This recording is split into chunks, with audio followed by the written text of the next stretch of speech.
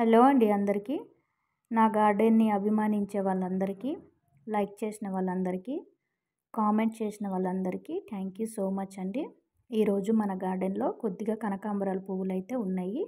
కోసుకుందాము. పువ్వులు చూసారా, చూడడానికి చాలా బాగున్నాయి. నిన్న నైట్ మొత్తం ఫుల్గా వర్షం పడిందండి, అందుకని ఇలా ఉన్నాయి. చాలా చక్కగా ఉంది.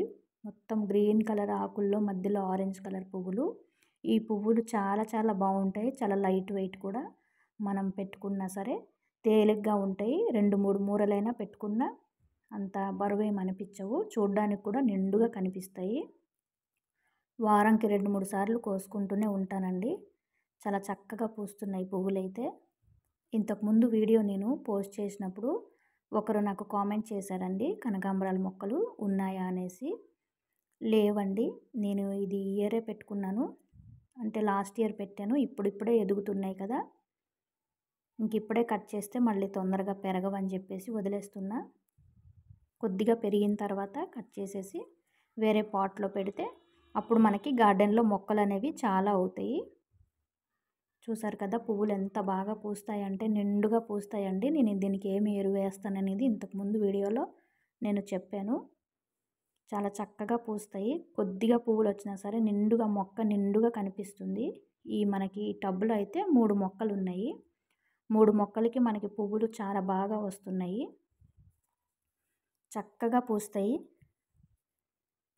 ఇవి పూజకి పెట్టుకోవచ్చు. మనము ఎటైనా ఫంక్షన్కి వెళ్ళినప్పుడు తల్ల కూడా పెట్టుకోవచ్చు.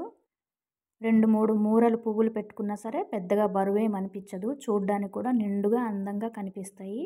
అంత బాగుంటాయి ఈ కనకాంబరాల పువ్వులు అయితే. ఇవి మనం బయట కొనుక్కున్నా సరే చాలా రేట్లు ఎక్కువ ఉంటాయి కదండి. అవకాశం ఉన్నప్పుడు ఇలా చిన్న కుండీల్లో 1-2 మొక్కలు పెట్టుకుంటే చక్కగా మనకి సరిపడా పువ్వులు వచ్చేస్తాయి. పూజ చేసుకోవడానికి మనము పువ్వులు కొనుక్కునే అవసరం ఏమీ లేదు.